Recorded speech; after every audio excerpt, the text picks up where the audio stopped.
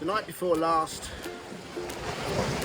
saw us endure a terrible evening in Stefanos. 7 yachts were anchored and 5 of the 7 ran into difficulty. A couple of them dragging anchors, 2 or 3 crashing into each other. Fortunately, our anchor held good. One yacht, which was very close to us, slipped across the back of us, missing us. And a very, very large yacht, probably in excess of 60 foot, decided to move, giving us plenty of free space. Emily and I were awake pretty much all evening, on and off, watching, keeping guard. And as the sun rose in the morning, we were able to stand down. So we decided to head for Marika Harbour, where we'd been before. We knew we were going to be tired, we knew we needed a safe haven for the evening. And we needed to get a good stern to mooring on the harbour wall, so that if Emily and I did go for a proper good night's sleep, we wouldn't be sleeping through any potentially hazardous incidents which can occur when you're on anchor. But the peaceful evening we were expecting last night didn't really happen. Let me show you around. There's a Sun Odyssey 49 just next to us there. And as you can see, all the boats are getting tossed around. And this is how it was all night. And although we're in safe and sound, it didn't make for a peaceful night of recovery.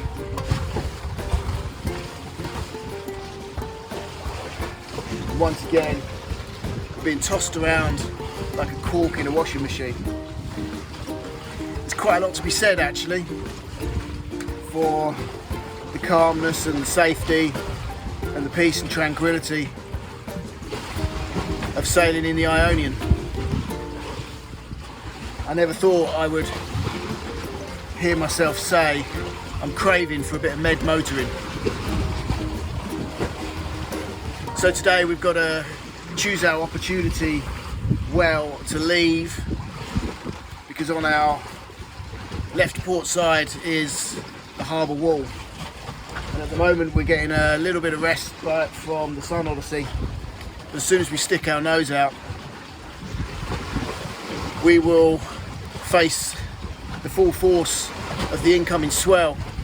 There's only 5 knots of wind as well, my friends, blowing into the bay, so all this movement is being created by the swell which is washing into the bay from the Kythnos Strait. And I would say the yachts in here at the moment are probably rising and falling by about 1.5 meters to 2 meters, just because of the swell. So the sooner we get out of here safe and sound and get on our passage to Kia and the inlet of Spathi, hopefully we can enjoy a peaceful afternoon and a calm night on anchor.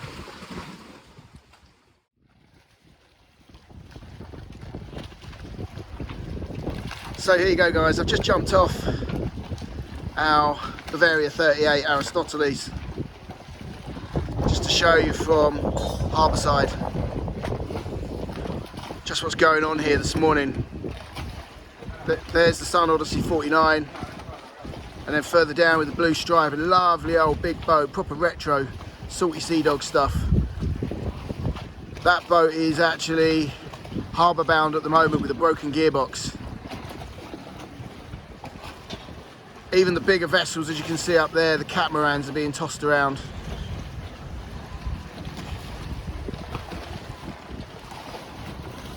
Whoa!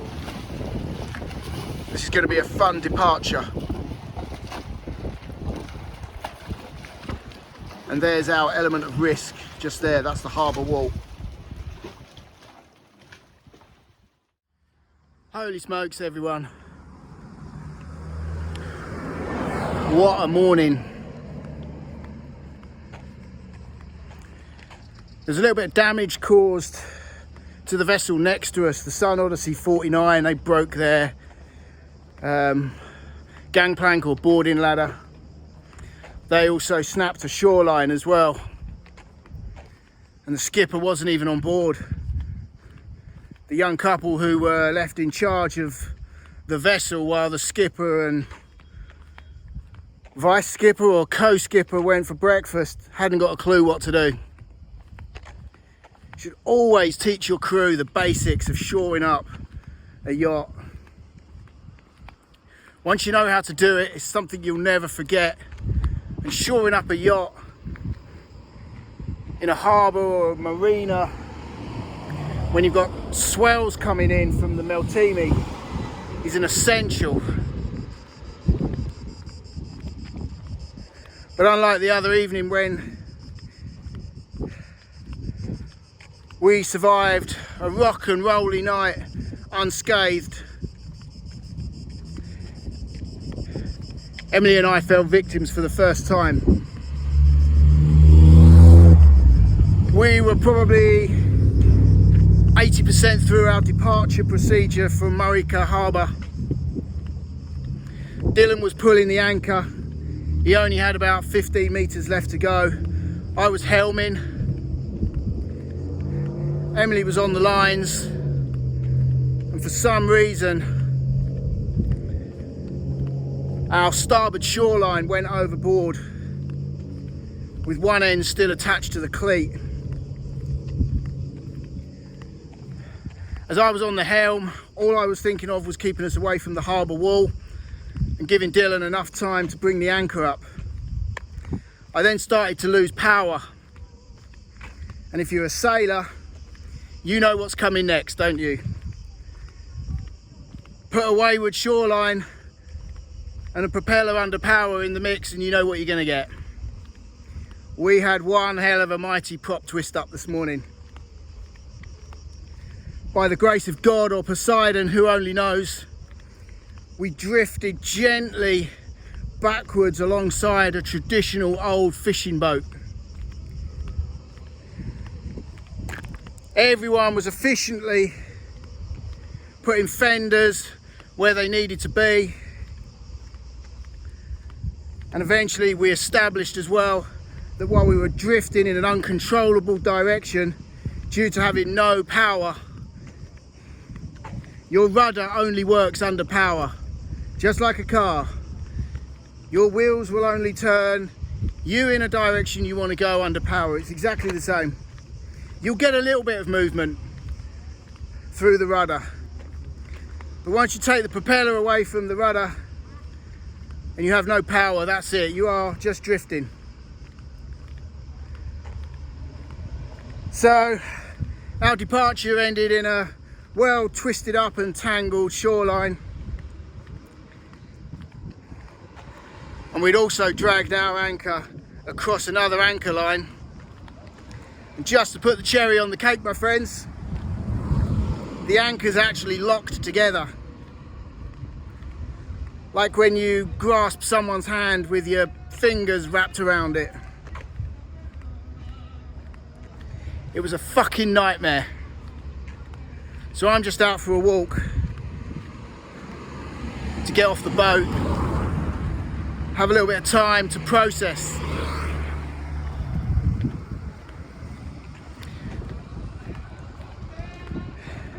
Now our windlass is not working, but occasionally it decides to work, so we don't know whether it overheated or whether there's a small problem that's going to rear its head again. So we've got an engineer coming to check the windlass out, and the boat which is next to us, which I mentioned earlier, the old retro classic, they are waiting to be towed to Lavrio. They're waiting for a tug, so we're hoping that when the tugboat arrives they will sort out the anchor dilemma, and I'm half inclined to get out of the marina and just drop anchor somewhere where we're away from any other vessels. as good as you are on your own, you're only as good as your team. And you will very quickly learn that in life you can be 100% bang on the money as a team.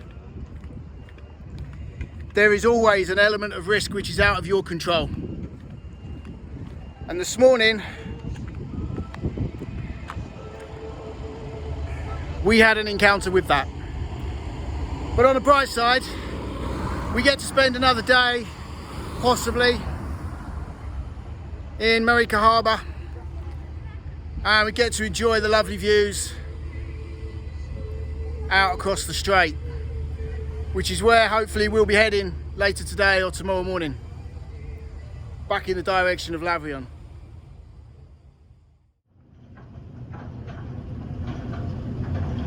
Good morning everyone from Marika Harbour on the island of Kythnos. After a couple of days of really intense drama involving failed windlass, crossed anchors, locked anchors, but a lot of help from the sailing community all round, we all pulled together to make sure that we live to sail another day. Would I recommend Marika Harbour? Well, when it's like this, absolutely.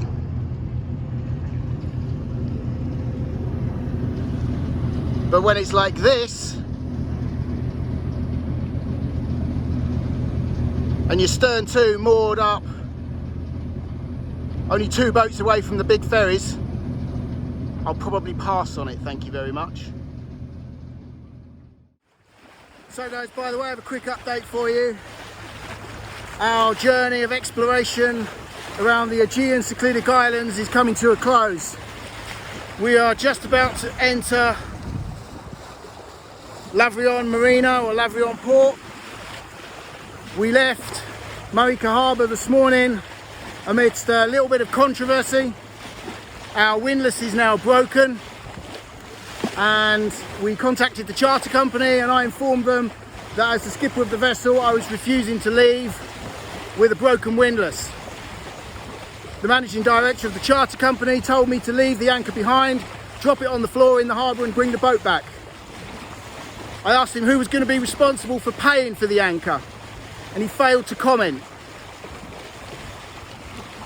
I think the conversation ended with me telling him to go screw himself. And again, I refused to leave the harbour until I knew that I'd got a working windlass. All well and good setting sail to a destination where there are lazy lines where you don't need your windlass. But what happens if something happens on your passage and you have to drop anchor somewhere? That was my case. So anyway, it was agreed that the harbour master would once again come on board, and between the two of us we manually by hand pulled up 70 metres of chain whilst Emily was on the helm. So I'm going to go back now and check in with Em the skip, because now is not really the time to be recording. But let me just show you, there's some big vessels in here as well. It's nice and calm, the wind has dropped. It's a slight northerly, probably of about 3 to 4 knots now we're in here. And for the yachties, this is a stern to with lazy lines. But the lazy lines are not attached to buoys, so we'll just get the shorelines tied on, and then we'll pull up a lazy line from the pontoon and then just walk it back to the bow of the boat. So it should be pretty straightforward, and it looks like there's some fairly large spaces for us to go into as well. So I'll catch base with you all when we get back in and we're safe and sound and securely moored up. Happy days. So here you go, my friends, this is bow cam from SV Aristoteles as we approach our final mooring. Just in front of us, bullseye to the frame, is another Olympic yachting yacht. We just wait for them to get themselves in line, line themselves up for a stern to reverse. There's quite a bit going on here as well. Quite a few super yachts Celestial cruises sail out of here as well. Look at that bad boy. Over there you've got some private yacht moorings as well. It's an overcast day today. A little bit cooler, but it's quite humid. So we'll just wait for that Olympic yachting yacht to get safely in, and then we'll follow them in. So today's the day, but first, welcome back to Lavrio Marina for the last time. Today we start our journey back to the UK. We've got a taxi to Athens airport, arriving in about half an hour, maybe 45 minutes. From there we fly to Amsterdam, where we've got a short 50-minute stopover, and we then fly on to Newcastle. It's been an interesting 3 weeks. 3 weeks which have tested Emily and I to what is so far the limits of our sailing capabilities. We've had 19 days of plain sailing, trouble-free, a few challenges, nothing that we couldn't cope with, but the last 2 days took us well and truly out of our comfort zone. And it was only through the kindness of fellow yachties that we managed to pull it off. So many thanks and good karma to Stelios, the harbour master at Lavrio Marina, and for everyone else that helped us during a very tricky situation of trying to get a boat out with crossed anchors, get a boat back in with no windlass.